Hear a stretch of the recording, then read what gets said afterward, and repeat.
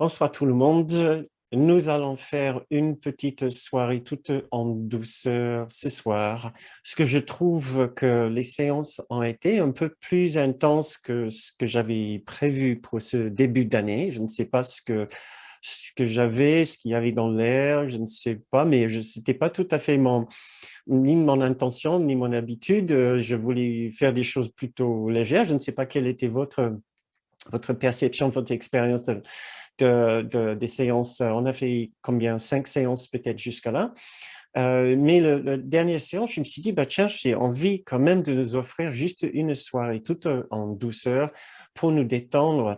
Donc, voilà, une soirée de méditation sur l'innocence. Et heureusement, il y a un grand rapport entre l'innocence et le pardon, puisque ce soir, c'est un jeudi soir et nous parlons, notre séance ce soir, c'est une méditation sur le pardon. Nous n'allons pas utiliser notre méthode formellement parlant sur le pardon ce soir. Nous allons faire autre chose, une contemplation un petit peu plus libre, plus nous allons travailler avec une leçon du cours que vous connaissez, pour ceux que vous connaissez bien, pour des étudiants qui ont travaillé le livre d'exercice. Donc, pour commencer, l'innocence, il y a probablement parmi tous les différents concepts du cours, il y a probablement pas une idée, un concept, une pratique plus importante que l'innocence. Et je pense qu'on ne peut pas passer plus de temps, on ne peut pas passer trop de temps à contempler l'innocence pour les autres, l'innocence pour nous-mêmes. Donc voilà, j'ai envie de vous inviter à passer une douce soirée ensemble, tous ensemble, à réfléchir, à contempler, à méditer et à discuter ensemble de l'innocence. Donc, pour nous préparer, pourquoi on se mettrait pas justement dans une belle ambiance de profondeur et de méditation. Donc, je vous invite, si vous voulez bien, à juste vous détendre, fermer les yeux si vous le souhaitez, ou juste baisser votre regard. Nous allons ralentir notre respiration pour ouvrir cette pause dans la journée où nous allons pouvoir ouvrir notre esprit à d'autres choses, à d'autres vérités, à un autre monde, un monde entièrement intérieur, dans votre esprit, dans notre esprit, l'esprit que nous partageons, là où nous allons découvrir les dons fantastiques, les dons merveilleux qui nous ont été légués, qui nous ont été donnés euh, avec tout l'amour de notre Créateur, avec tout l'amour de Dieu. Donc, si vous voulez bien, juste vous détendre en ralentissant votre respiration et en vous envoyant ce message de paix, de douceur, d'intériorisation, un message d'intimité avec vous-même. Nous allons passer un moment ensemble où nous allons essayer de toucher des vérités intemporelles. Et cette vérité, elle est là en vous. Sa maison est là en vous. Vous contenez des dons dont vous ne soupçonnez pas encore la majesté et la richesse. Chaque fois que nous fermons les yeux ensemble, nous nous offrons une autre opportunité de les toucher, de les trouver, de les vivre, de les ressentir. Ralentissons notre pensée et ouvrons cette porte intérieure à notre sanctuaire, à notre esprit juste. Trouvons ce que notre esprit juste nous offre. Arrêtons le temps quelques minutes le temps d'aller vers l'éternité, vers cet endroit éternel, là où nous pouvons trouver un silence tellement exceptionnel. Et peut-être dans ce silence, nous entendrons un message très important.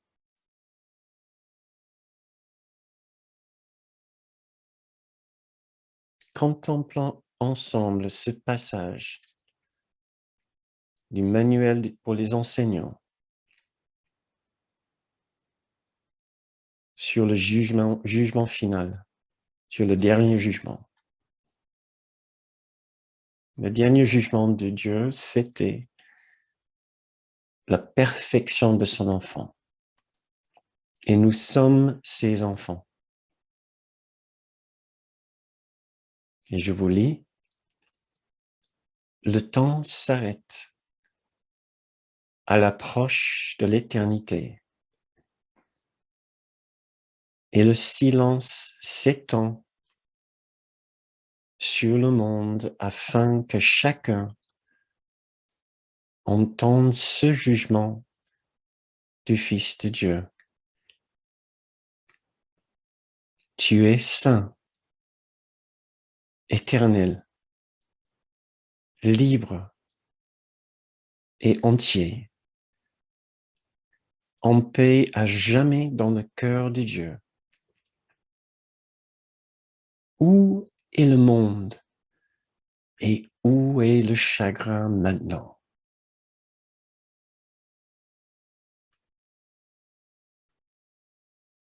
Nous sommes ensemble cet enfant de Dieu. Nous sommes cet enfant, saint, éternel, libre et entier, en paix à jamais dans le cœur de Dieu. Essayons de ressentir la vérité de ces mots et de les accepter comme les nôtres.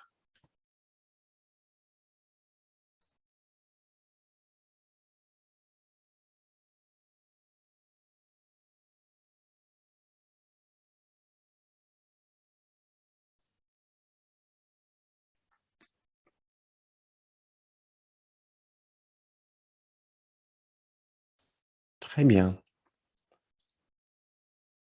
Nous aurons d'autres opportunités ce soir de revenir vers ce refuge, ce sanctuaire intérieur. Pour l'instant, je vous invite à revenir vers nous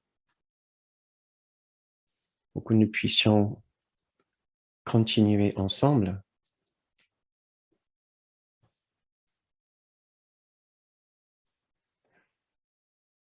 Alors, l'innocence et le pardon.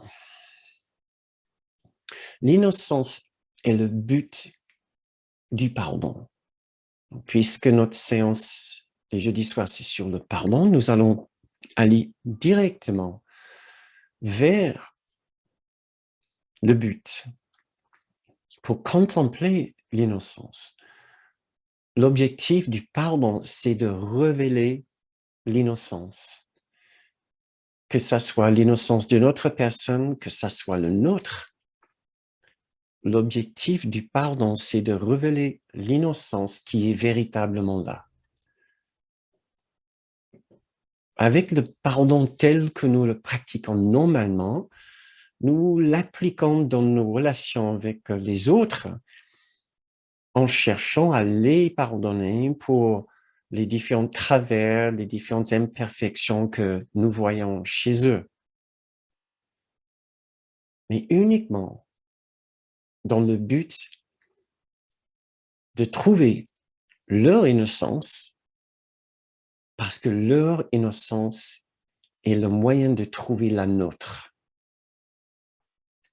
C'est, si vous voulez, la méthode d'un cours miracle. Nous trouverons notre innocence chez l'autre. précisément là où nous ne pensons pas normalement pouvoir le trouver. J'ai deux petits extraits qui peuvent éclairer ceci un petit peu. La première vient de la leçon 335, l'impeccabilité ou l'innocence de mon frère me montre que je voudrais contempler la mienne. L'innocence de l'autre me montre que je veux voir si j'arrive à trouver l'innocence de l'autre, c'est parce que je voulais contempler la mienne. Et je la verrai. Ayant choisi de contempler mon frère en sa sainte lumière. C'est tout l'objectif de trouver mon innocence en regardant vers l'autre. C'est pour ça que nous pardonnons.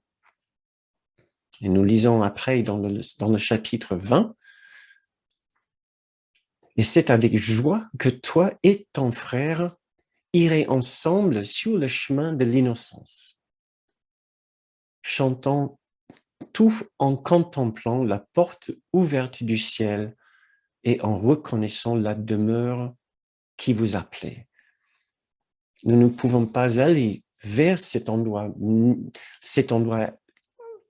exceptionnel et incroyable que nous appelons ciel, qui est simplement notre demeure, notre véritable demeure, là d'où nous venons, notre source, notre origine.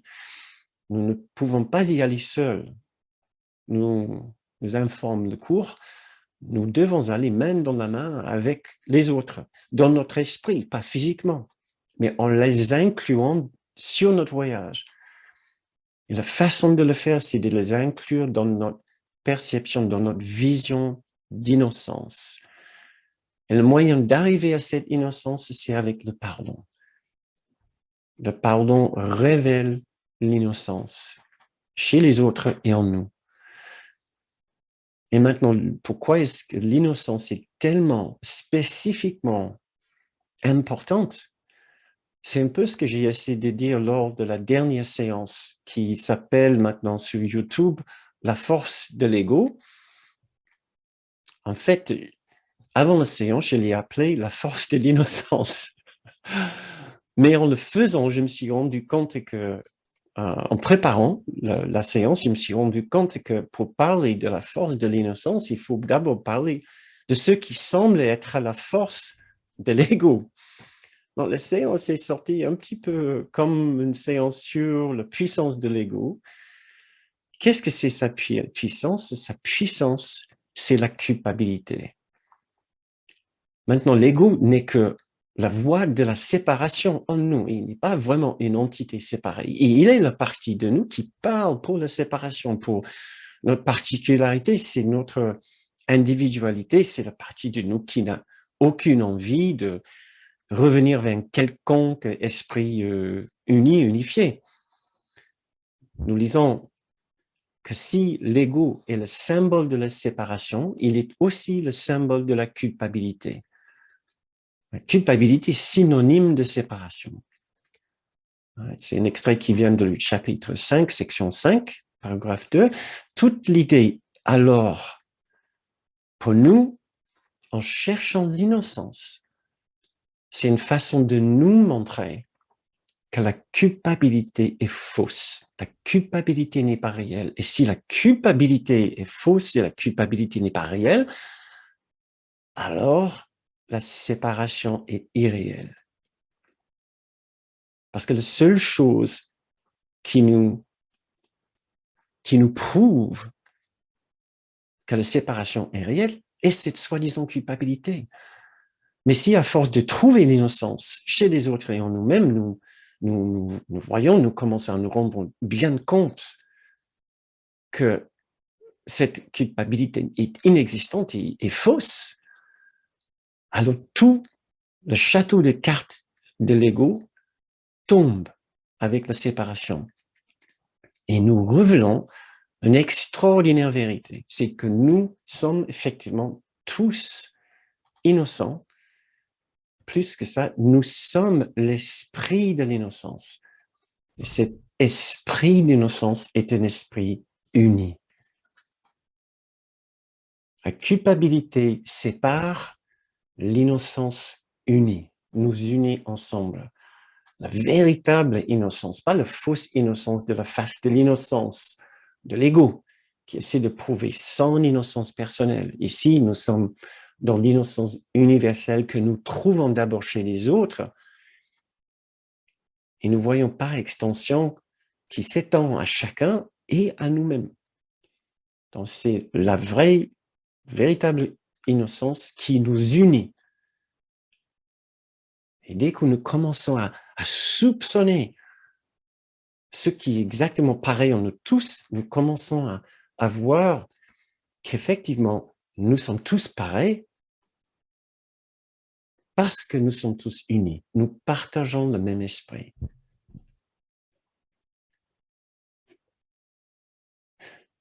Donc, ce qui est le pouvoir pour l'ego et la culpabilité, ce qui est le pouvoir pour le Saint-Esprit, pour notre grande soi, dans notre esprit juste, et l'innocence.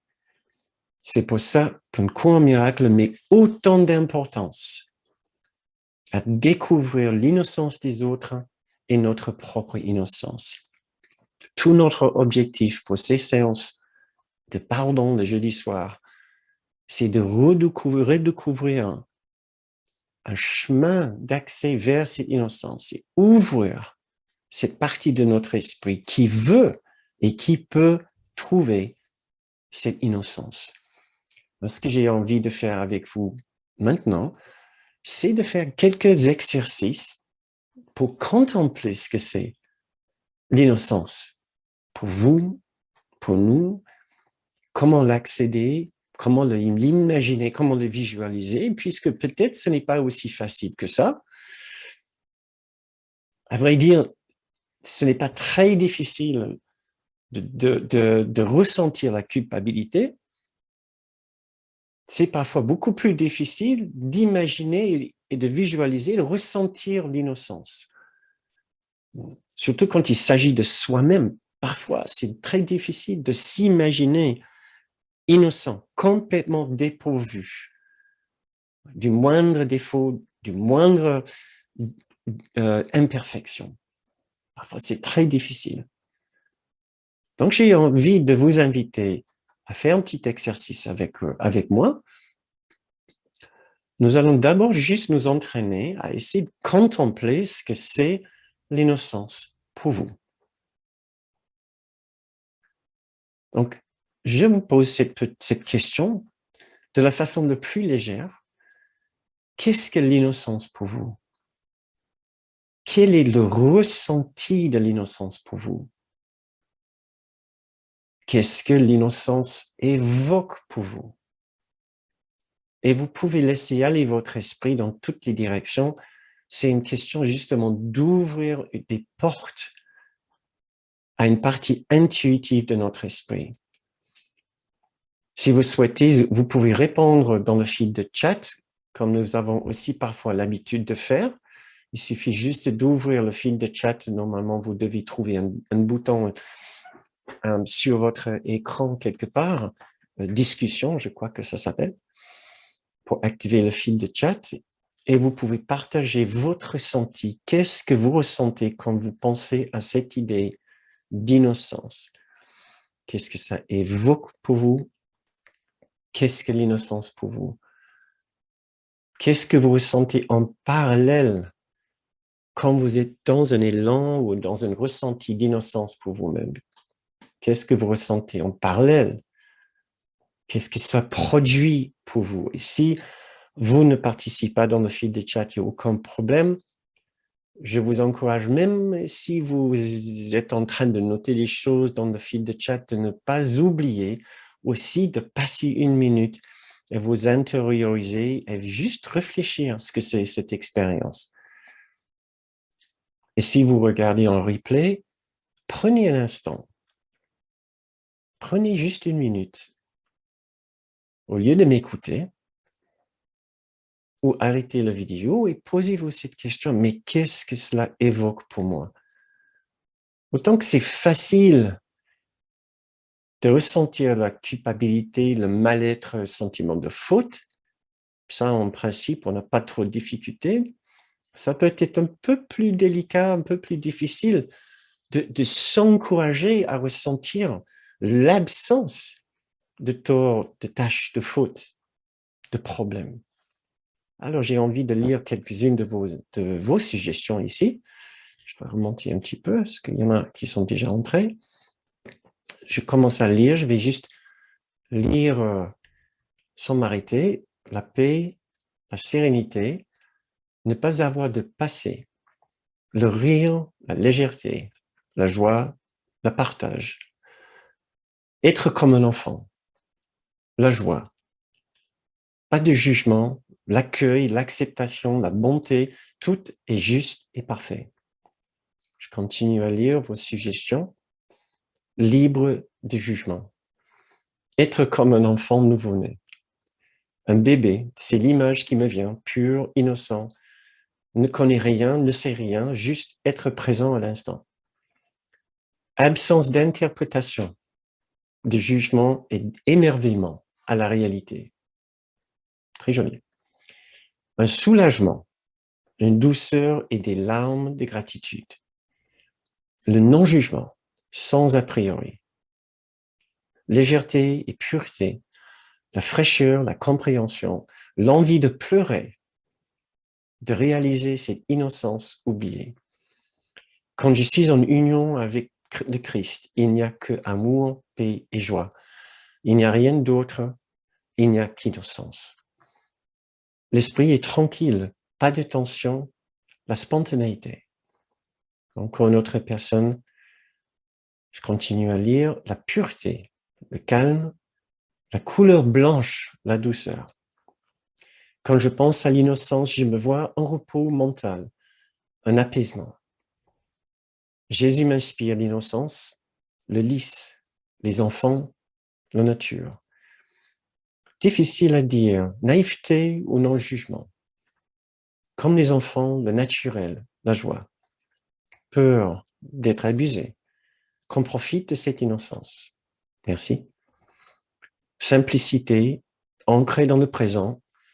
Il n'y a plus que ça, de la joie et de la douceur dans tout ce que je vois.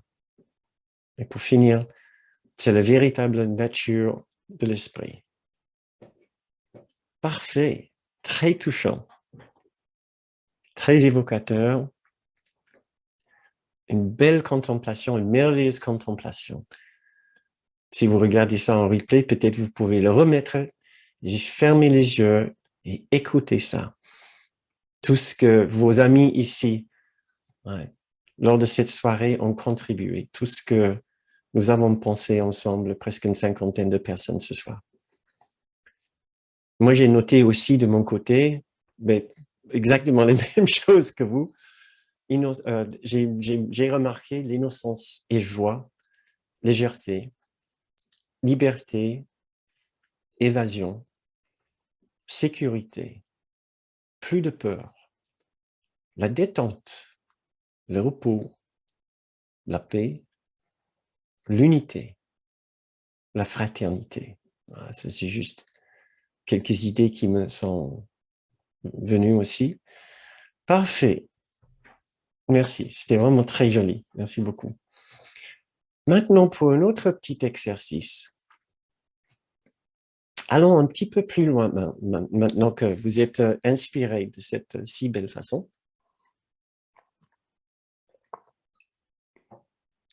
Je vous invite maintenant à faire un exercice un petit peu plus nuancé, un petit peu plus compliqué. J'ai envie de vous inviter à réfléchir à une situation d'inconfort que vous avez dû traverser peut-être récemment. Si vous n'avez pas traversé une situation difficile ou inconfortable récemment, alors vous pouvez soit chercher plus loin dans le passé ou soit réfléchir à quelque chose qui se passe dans la vie en ce moment, dans le monde. Pas une situation extrêmement dramatique, mais une situation qui vous avait mis dans un certain inconfort. Que ça soit quelque chose qui vous est arrivé ou qui est arrivé à d'autres personnes ou qui est en train d'arriver à d'autres personnes. Maintenant, nous allons essayer d'appliquer un autre principe du cours. Un principe qui est un petit peu plus compliqué. Nous avons appris lors de notre dernière séance, si je peux retrouver la phrase exacte. Oui, ça y est. Nous avons appris lors de notre dernière séance en particulier, mais d'autres séances aussi, que selon le cours miracle, puisque l'amour et la paix sont la nature réelle de la réalité, sont les constantes dans l'existence, pour ne pas ressentir ce qui est cette réalité, derrière les apparences, il faut avoir accepté une sorte de séparation dans son esprit avec cet état de perfection, avec cet amour, avec cette paix. Donc le cours nous dit, le seul problème dans notre existence est cette séparation, cette impression de séparation. Je vais vous lire cette phrase que vous connaissez peut-être bien, ces deux phrases de la leçon 79. Le problème de la séparation, qui est réellement le seul problème, a déjà été résolu. Or, la solution n'est pas reconnue parce que le problème n'est pas reconnu. Nous voyons le monde à travers le filtre de la séparation et ainsi nous pensons qu'il y a beaucoup de différents problèmes dans cette vie.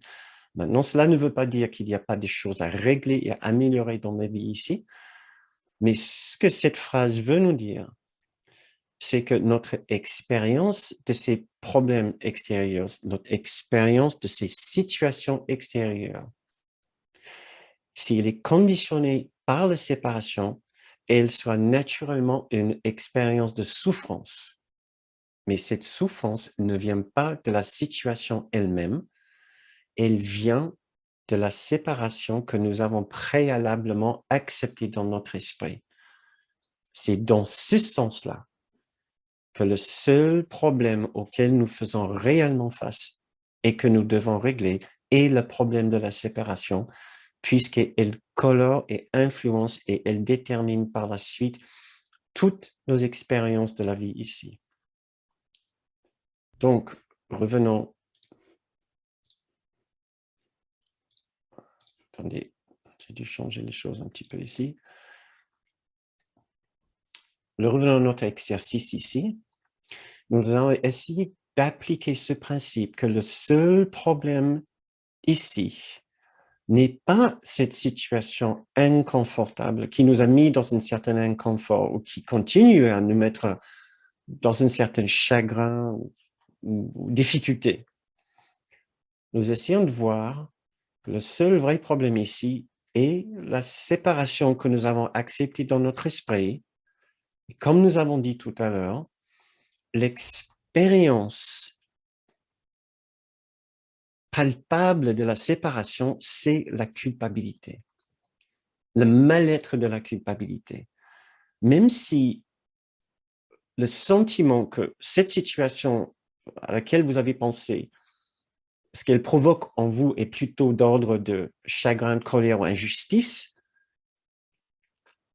à la base de ces sentiments, de ces expériences, il y a ce mal-être de la séparation. Et la façon de résoudre, de guérir ce sentiment de base, c'est en nous souvenant de notre parfaite innocence. Je vous ai demandé de réfléchir à une situation qui vous met dans un certain inconfort. Peut-être ce sentiment inconfortable est peur, colère, injustice ou tristesse.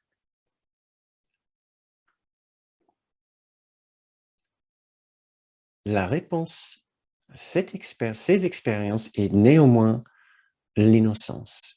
Et c'est ce que je vous invite à faire maintenant, c'est en pensant légèrement à votre situation et légèrement au sentiment, au ressenti que ça provoque, que cette situation provoque en vous, produit en vous. Essayez maintenant de revenir vers un sentiment d'innocence, de juste vous détendre votre ressenti inconfortable, ce sentiment difficile, en essayant de l'entourer du souvenir de votre innocence, de l'innocence tout court, dans son sens le plus vaste et le plus large. Vous pouvez faire une visualisation si vous le souhaitez.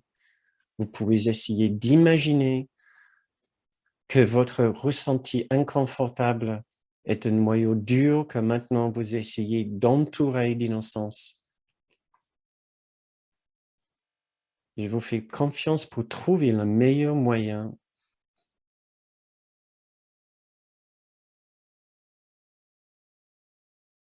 de retrouver l'innocence telle que nous l'avons évoquée il y a juste quelques instants avec vos merveilleuses suggestions. Et essayez de guérir pour vous-même votre situation extérieure, votre expérience de cette situation extérieure avec un sentiment d'innocence.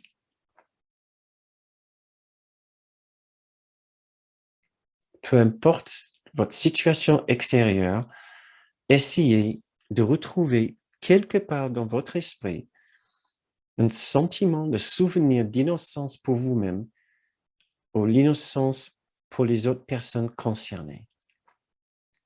N'essayez pas de vous expliquer logiquement comment est-ce possible que je peux trouver l'innocence de cette personne quand elle a fait ce qu'elle a fait. Dévouons-nous maintenant simplement à cette idée, à cette suprême qualité d'innocence, de perfection, de beauté et de bonté. Quelle innocence!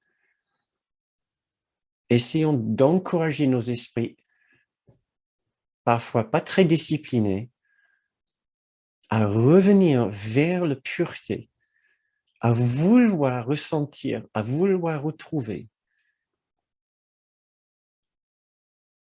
une expérience quelque part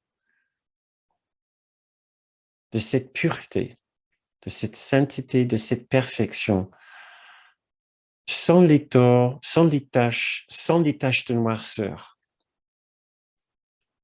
Faisons ce petit effort. Malgré ce que vous avez subi, malgré ce qu'a subi d'autres personnes, malgré ce que vous avez peut-être fait, votre parfaite innocence est toujours présente.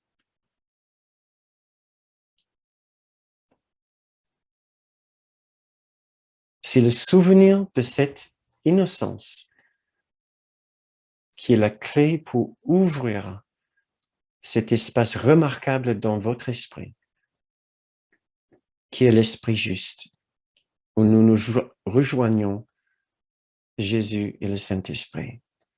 Mais nous devons ouvrir la porte avec cette clé d'innocence.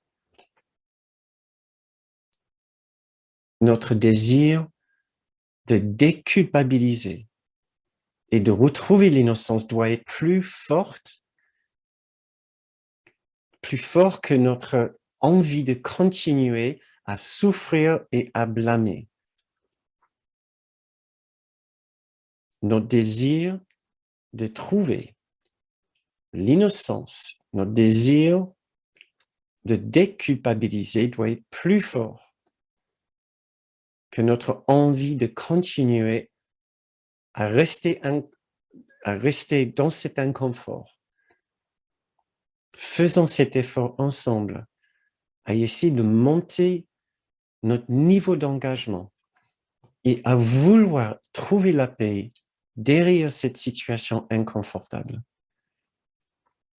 Exerçons maintenant notre esprit, notre volonté Joignons notre volonté à celle de Dieu, de Jésus, du Saint-Esprit, de nos guides, de votre guide.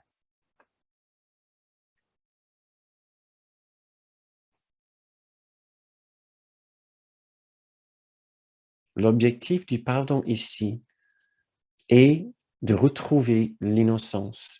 Le seul objectif du pardon est de retrouver l'innocence. Ici, nous essayons d'aller directement au but et nous exercer à trouver l'innocence qui est toujours présente.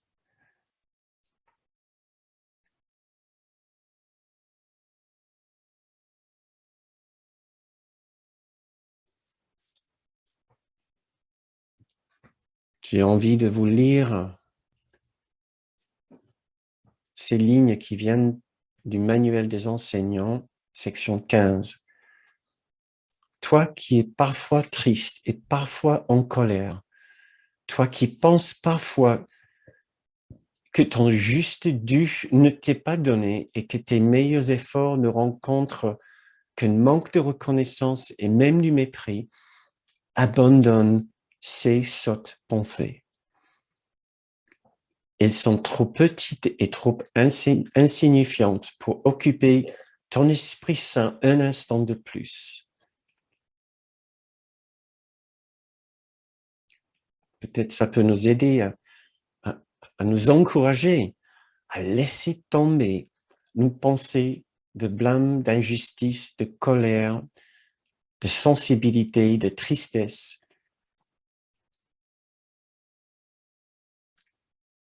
de déception.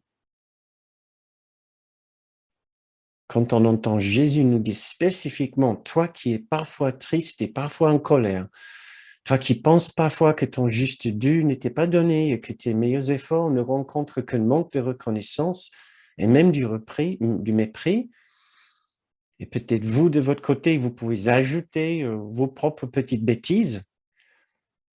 Qu'est-ce qui vous empêche à cet instant maintenant de laisser tomber tout ce qui occupe votre esprit quand vous pensez à cette situation inconfortable? Faisons cet effort ensemble et écoutons notre guide qui dit « Abandonnez ces sottes pensées. Elles sont trop petites et trop insignifiantes pour occuper votre Esprit Saint un instant de plus. Estimons notre Esprit Saint à sa juste valeur. »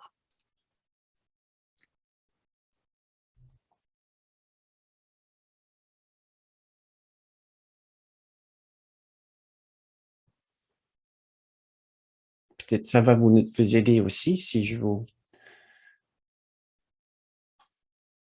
lis cette phrase du cours.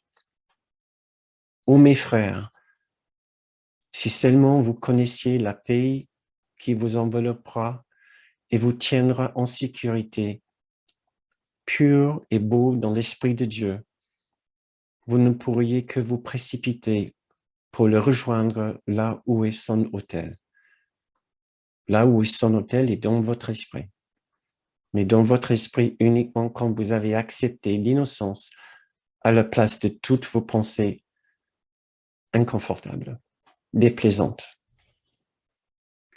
Ô mes frères, si seulement vous connaissiez la paix qui vous enveloppera et vous tiendra en sécurité, pur et beau dans l'Esprit de Dieu, vous ne pourriez que vous précipiter pour le rejoindre là où est son autel.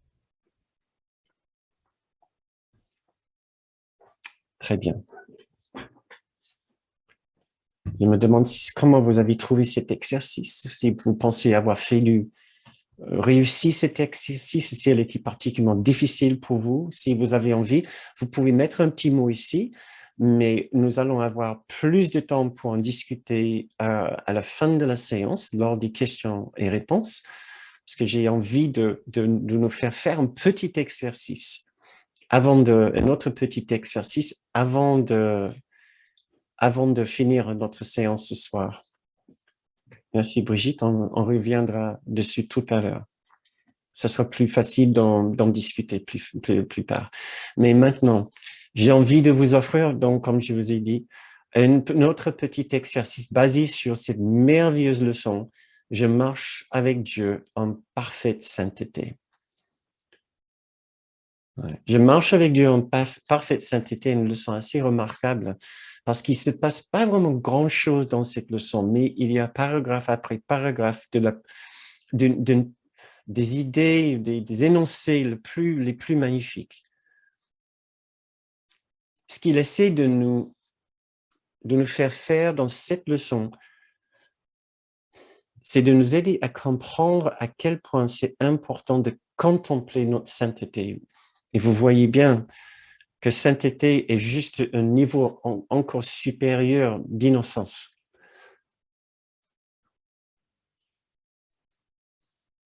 Je marche avec Dieu en parfaite innocence, je marche avec Dieu en parfaite sainteté.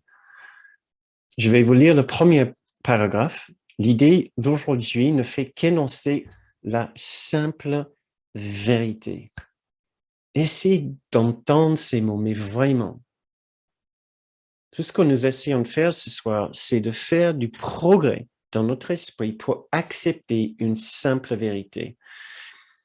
Nous sommes les êtres d'une perfection extraordinaire, pas simplement nous, mais chaque être ici, dans ce monde.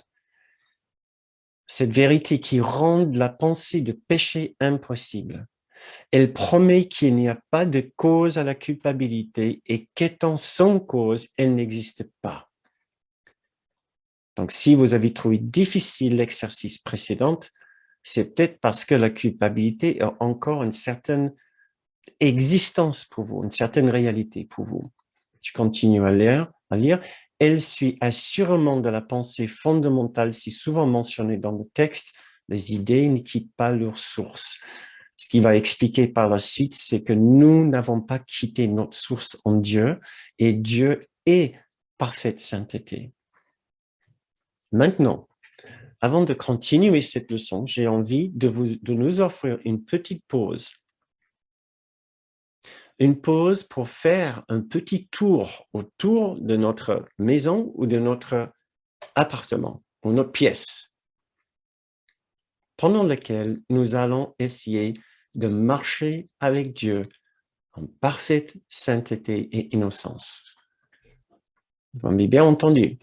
Nous allons tous nous lever et juste faire un petit tour. Peut-être nous faire une tasse de thé, aller boire un verre, mais essayer de faire cette activité en parfaite conscience du ressenti de l'innocence. L'innocence qui est en vous, en tout, puisque tout fait partie de l'Esprit de Dieu. Si vous croisez quelqu'un, pas besoin de leur parler, pas besoin de les ignorer spécialement non plus. Essayez juste de garder dans votre esprit votre pure innocence et la leur en même temps. C'est une innocence universelle, entièrement universelle. Faisons cet exercice ensemble. J'aime beaucoup cette idée. Revenons. Moi, j'ai 21h18, donc à 21h19, dans 3 minutes, le temps d'aller chercher un verre et essayer de le boire, un verre d'eau, un verre d'autre chose, en nous souvenant de notre parfaite innocence. Allez, levons-nous, revenons dans 3 minutes, donc ça sera 21h22. On y va.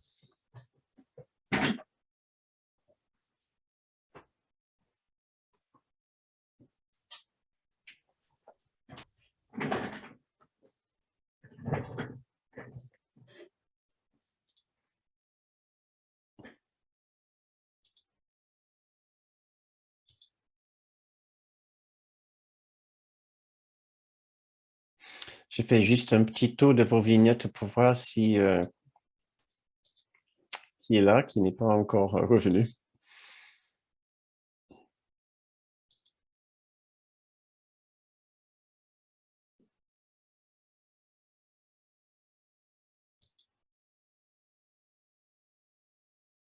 Ah, ça y est. Ça y est. Ah, je crois qu'il n'y a que Guy et Nicole qui ne sont pas encore venus. Eric qui était là, qui est... Ah, ça y est. Il a fait son thé de sainteté.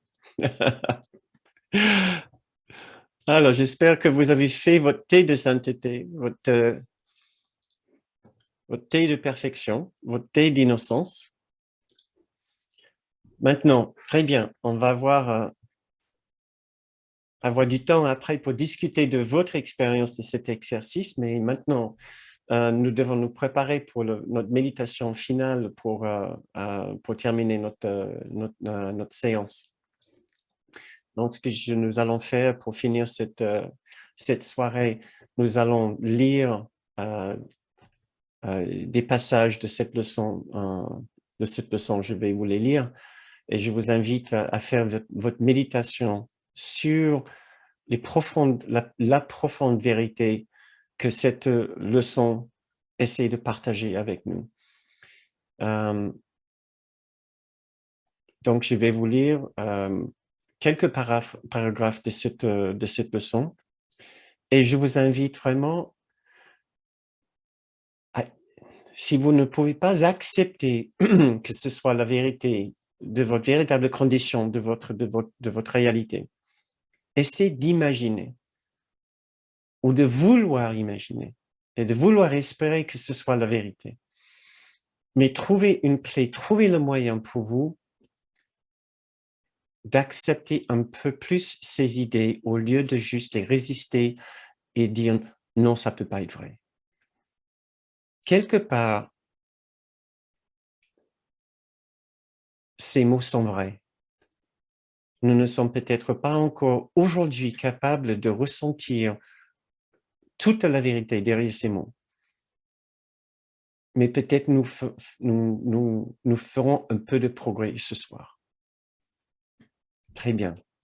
Installons-nous. Je vous invite encore à fermer vos yeux, ralentir votre pensée, suivre votre respiration si cela vous aide. Juste le temps de poser votre corps, poser votre esprit. Trouvez une position confortable, une position qui pour vous signale que vous entrez dans un espace sacré, vous entrez dans une activité sacrée. Méditer de cette façon peut être la chose la plus importante que vous faites dans votre vie.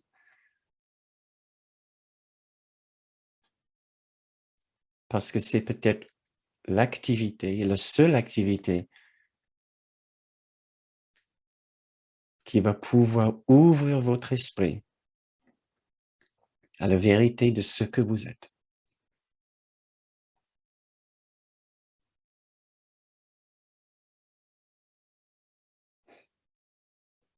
Lisons maintenant le passage de cette leçon. Je marche avec Dieu en parfaite sainteté. Je vis avec Dieu en parfaite sainteté. Je fais toutes mes activités avec Dieu en parfaite sainteté. Il y a une lumière en toi qui ne peut mourir, dont la présence est si sainte que le monde est sanctifié à cause de toi. Toutes choses qui vivent t'apportent des dons et les déposent avec gratitude et joie à tes pieds. Le parfum des fleurs est le don qu'elles te font. Les vagues s'inclinent devant toi et les arbres étendent leurs bras pour t'abriter de la chaleur et jonchent le sol de leurs feuilles devant toi pour que tu marches dans la douceur, tandis que le vent s'apaise jusqu'à n'être qu'un murmure autour de ta tête sainte. La lumière en toi est ce que l'univers languit de contempler. Toute chose vivante s'arrête devant toi, car elles reconnaissent celui qui marche avec toi. La lumière que tu portes est la leur. Ainsi voient-elles en toi leur sainteté, et elles te saluent en tant que Sauveur et Dieu.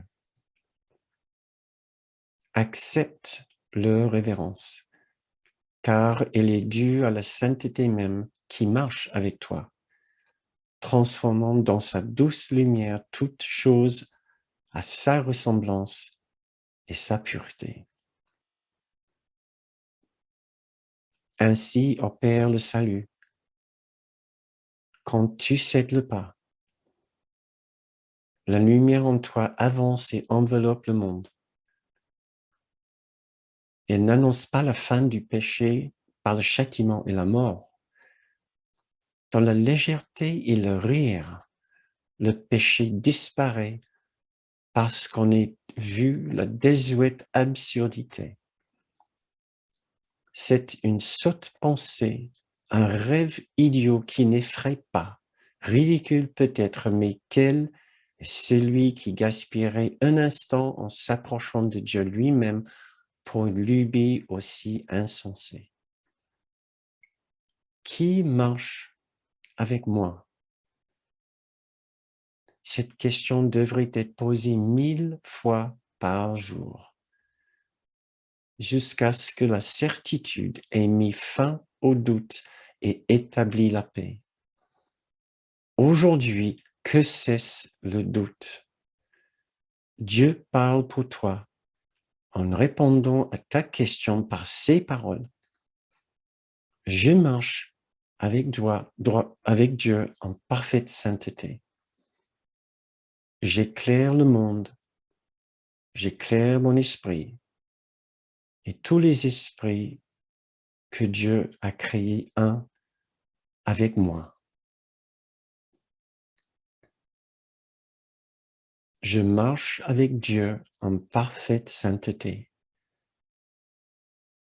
J'éclaire le monde, j'éclaire mon esprit et tous les esprits que Dieu a créés un avec moi.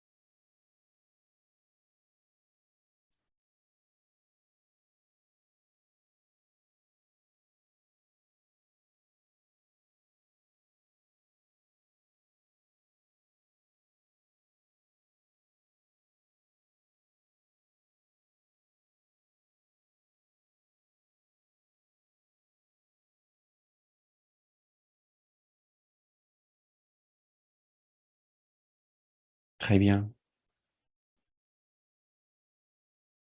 Si vous vous sentez prêt, vous pouvez retourner votre attention vers l'extérieur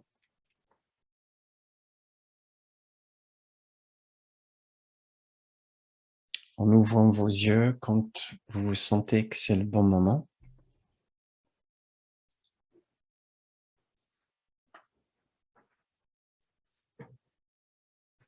C'est la fin de notre méditation et la fin de notre séance aussi ce soir. Merci beaucoup pour votre participation. Si vous avez quelques minutes, nous pouvons rester encore quelques temps ensemble après pour recevoir vos questions-réponses, pour discuter ensemble, avoir vos réactions, peut-être répondre à quelques commentaires que j'ai vus dans le fil de chat.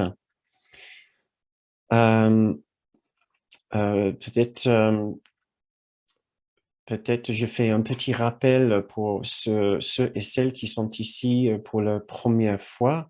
Deux petites choses. Il y a une newsletter que nous envoyons une fois par mois, une autre newsletter que nous envoyons pour les gens qui assistent ici régulièrement et qui ont envie de recevoir un rappel pour chaque séance avec le thème de la séance et aussi avec un compte-rendu des vidéos que nous avons récemment mises en ligne des dernières séances. si vous avez envie d'être sur cette liste d'envoi, voici le lien à suivre. Voici, je viens de mettre dans le fil de chat le lien pour vous inscrire sur la liste pour recevoir les rappels avec le thème de la séance et aussi les liens pour visionner les séances récentes, les replays et des extraits des séances récentes, avec un ensemble des extraits aussi. Aussi, peut-être pas besoin de vous rappeler que ces séances existent purement grâce à une sorte d'effort coordonné entre vous et nous, du fait que nous n'avons pas de système d'abonnement ou de tarification pour chaque séance. Nous laissons libre le montant de contribution de chacun selon sa situation, selon son engagement, selon son assiduité.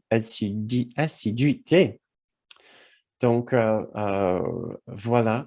Mais nous encourageons néanmoins une participation quelconque. Si vous profitez de séances, si vous avez la possibilité de contribuer, nous encourageons une participation.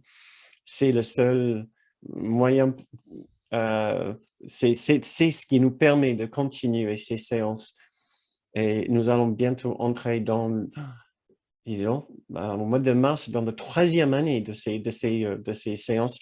Si elles existent encore, c'est uniquement grâce à cette coordination très particulière, extrêmement bienveillante des deux côtés, cette fonctionnement assez unique. Donc, merci encore pour votre aide, pour vos contributions que vous pouvez faire en allant sur le site, sur notre site, et ça sera sur cette page.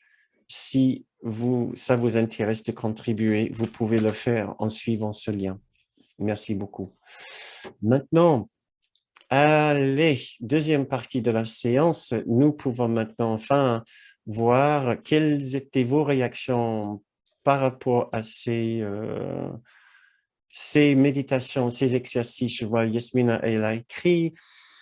Pour cette dernière méditation, j'ai senti d'en faire quelque chose de naturel, presque anodin au sens banal et naturel comme...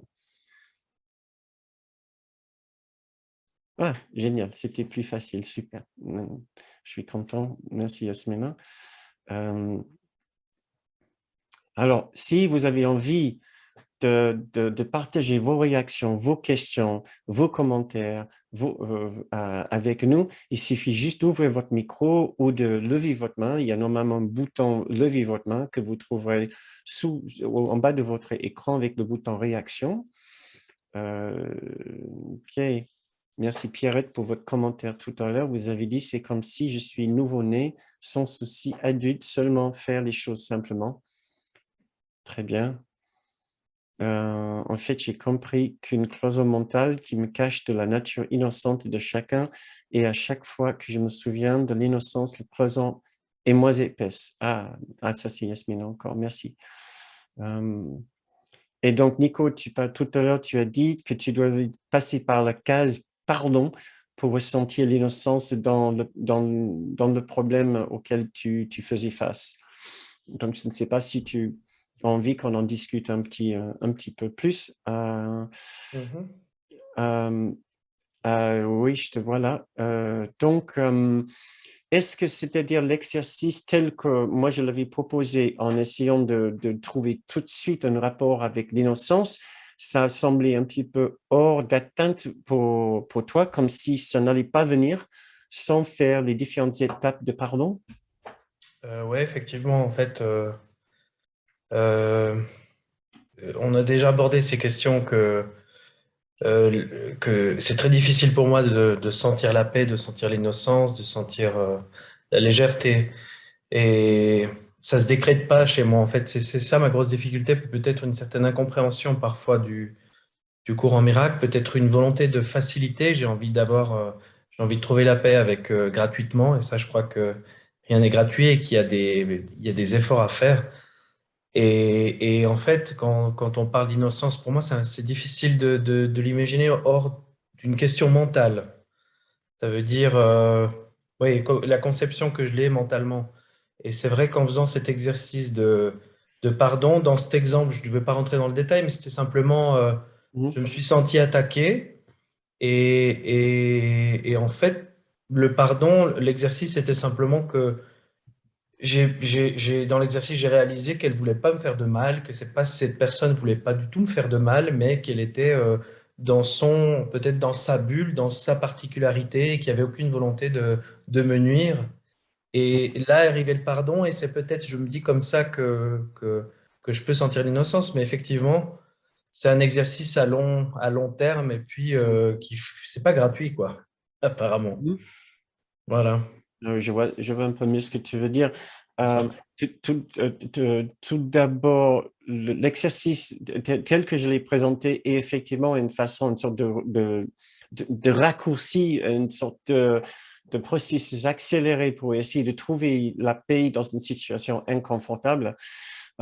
C'était pas mon but que ça soit exhaustif.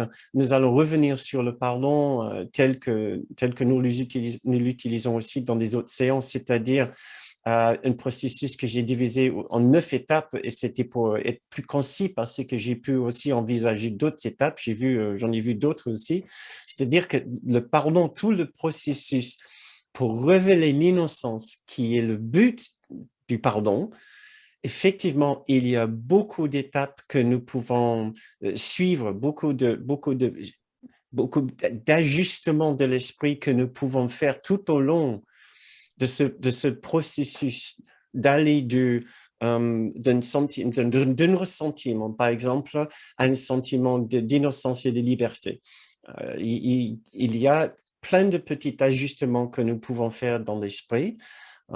L'objectif ce soir, c'était juste nous donner une vacance et une bain d'innocence. Mais je comprends tout à fait si tu dis que c'est plus facile pour toi si tu réfléchis, ah oui, elle a dit ça, c'est pas parce qu'elle est bête et méchante, c'est souvent notre conclusion de l'ego, c'est parce qu'en fait, elle était aussi souffrante, c'était un appel à l'aide, elle avait des difficultés pour ses propres raisons, elle est aussi dans une démarche de séparation, donc forcément, ça veut dire culpabilité, mal-être, gna, gna, gna, etc. Donc, il y a tout un processus dans l'esprit que nous pouvons suivre pour mieux comprendre l'autre. Et en faisant ainsi, nous pouvons effectivement arriver à la fin à une appréhension de l'innocence qui est véritablement là dans l'esprit de l'autre. Mais une fois qu'on a fait le travail, comme tu dis, une fois que ce n'est pas vraiment que ça se mérite, mais des fois, ça se travaille.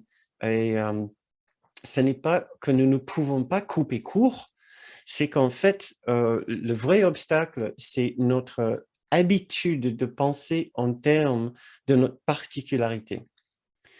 Notre particularité, c'est la partie de nous qui se réfugie dans notre histoire personnelle. Et on a besoin de défaire notre histoire personnelle pour trouver une histoire universelle. L'histoire personnelle est toujours remplie de souffrances, de victimes, de rancœur, de reproches, de vengeance. L'histoire universelle est toujours remplie d'universalité, de rapprochement, d'intimité, d'innocence. Mais pour aller de l'un à l'autre, il faut qu'on défasse petit bout par petit bout notre attachement très personnel à notre histoire personnelle. Tu peux dire, par exemple, mais Bernard, je ne peux pas faire ça, tu ne sais pas ce qu'elle m'a fait, ce qu'il m'a fait, ce qu'elle a dit, ce qu'il a dit, et comment j'ai répondu, etc. Je comprends entièrement, je l'ai vécu moi-même combien de fois. Et chaque fois que j'arrive à le défaire, je me rends compte que ce que je suis en train de faire, c'est en fait, je suis simplement en train de défaire mon attachement à mon histoire, à ma perception extrêmement personnelle de la situation. Donc, la difficulté n'est pas vraiment que nous devons faire toutes ces étapes. C'est juste ces étapes nous aident à faire ce processus de détachement très progressivement pour à la fin dire bon, je vois qu'effectivement, je pourrais à la limite éventuellement accepter que nous sommes très proches, nous faisons tous les deux exactement pareil. Si nous sommes pareils dans l'ego, peut-être nous sommes aussi pareils dans notre confusion de séparation. Et derrière notre confusion, il y a aussi l'esprit un, il y a l'esprit de Jésus, il y a l'innocence, etc. Mais, Pardon, ouais, si tu veux juste finir, comme j'ai juste une question qui me vient à l'esprit, oui. rapide. C'est juste, je voulais savoir, est-ce que tu vois les choses comme ça? Est-ce que si je me considère que ce schéma de construction de cette individualité, de ce côté voilà, de mon esprit faux est là depuis tellement longtemps, et tellement ancré, et tellement solide, est-ce que l'effort qu'il faudra faire est proportionnel à toute cette montagne à creuser? C'est parfois ça que, quand je te dis que j'aimerais les choses C'est gratuitement, pas c'est un peu proportionnel, il faut que ça soit plus grand. ouais, c'est ça. Si c'est Ouais. exactement proportionnel, Jésus nous dit, vous pouvez pas, tu ne peux pas imaginer ce que c'est the learning feature. Je vais essayer de voir si je peux le trouver vite fait. La puissance avec laquelle nous nous sommes appliqués pour fabriquer un monde de séparation, il a dit Mhm. que c'est phénoménal. Oui. Mais par la même occasion, il faut appliquer le même effort maintenant, voire plus, pour retrouver notre condition d'origine et la condition d'origine des autres. Mhm. Donc, what you have taught yourself, ce que tu t'es enseigné toi-même représente un tel exploit d'apprentissage que c'est certes incroyable, mais tu l'as accompli parce que tu le voulais et tu n'as pas relâché ta diligence pour le juger difficile à apprendre ou trop complexe à saisir. Et donc, c'est cette façon de dire, arrêtez de me dire que ton esprit n'est pas puissant. Il est incroyablement puissant, mais maintenant, tu dois appliquer la puissance de ton esprit avec la même diligence et la même discipline pour retrouver la vérité au lieu de renforcer les mensonges. Donc oui, il va falloir un sacré effort maintenant. C'est pour ça que nous trouvons les mots comme surveillance, diligence, discipline, vigilance dans le cours. Ce n'est pas pour aucune raison. Mhm. Le paradoxe ici, c'est qu'en même temps, il y a cette section du cours, nous connaissons tous, qui s'appelle « Je n'ai besoin de faire quoi que ce soit ». Mhm. Donc, il y a un paradoxe. Mhm. Il y a seulement un effort à faire à cause de notre résistance. Mais sinon, la réalité est déjà là devant nous à chaque instant. On n'est pas en train de fabriquer la réalité. Il va falloir qu'on travaille beaucoup pour fabriquer la réalité. La vérité, non, elle est là à chaque instant. Il suffit juste de l'accepter. Mais qu'est-ce qu'on doit trimer? Qu'est-ce qu'on doit travailler pour l'accepter? Pourquoi?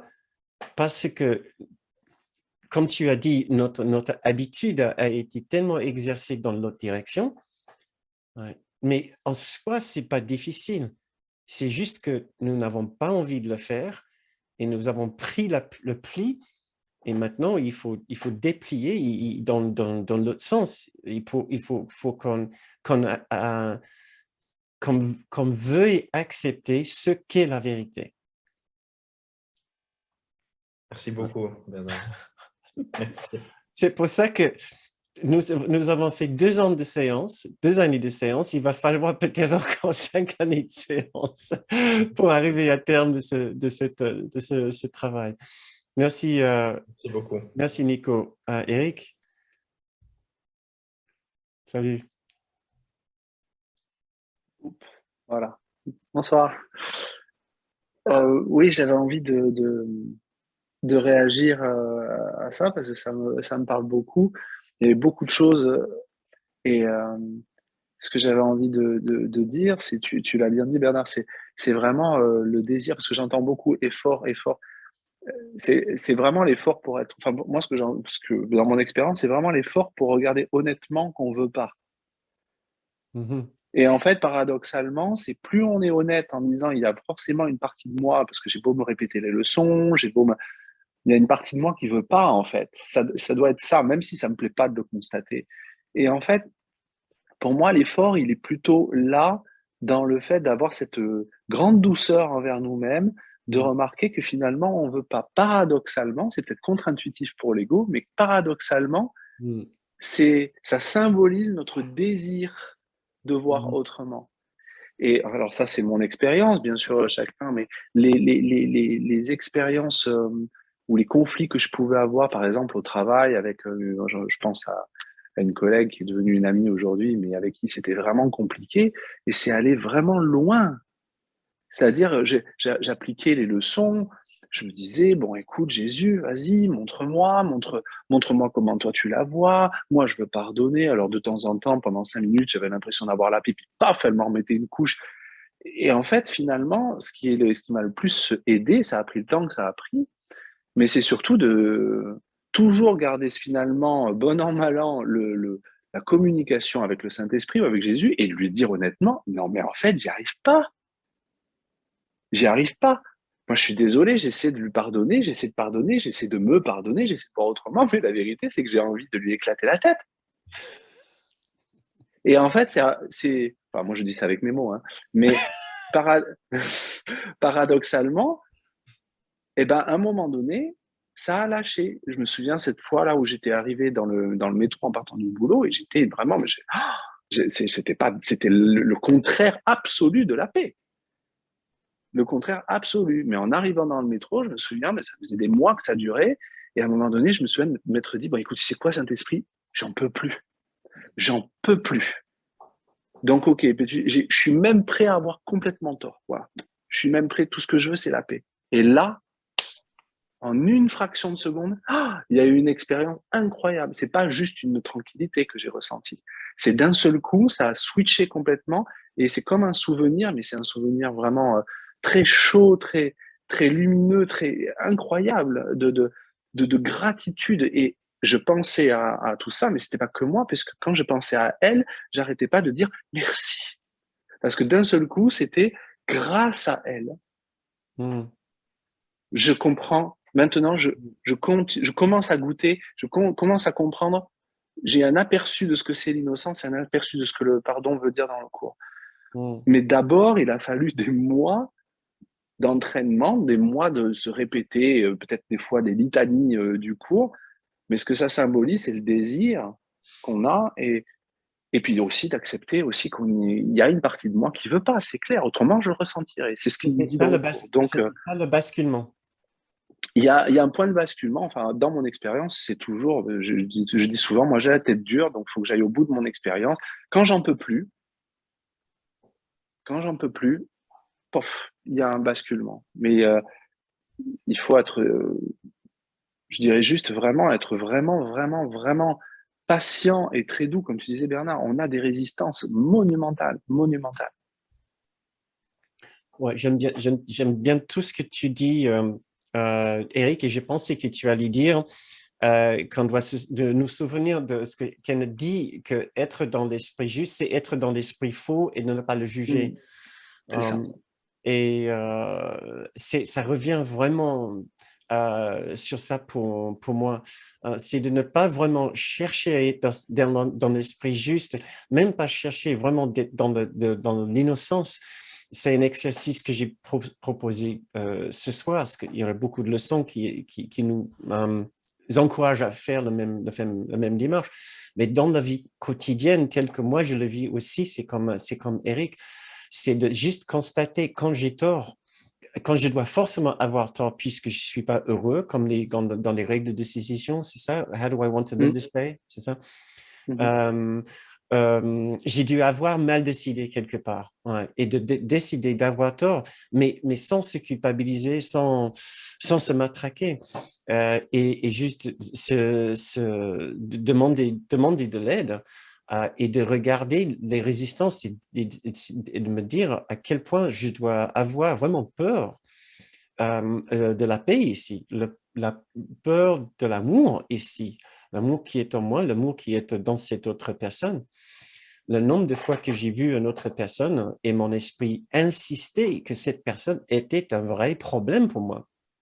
Au lieu d'avoir la moindre volonté de regarder au-delà, mais c'est au moment de vraiment voir ce que j'étais en train de faire et de dire que forcément, je dois avoir tort si j'adhère, ne serait-ce qu'un peu, à ma philosophie, à ma spiritualité.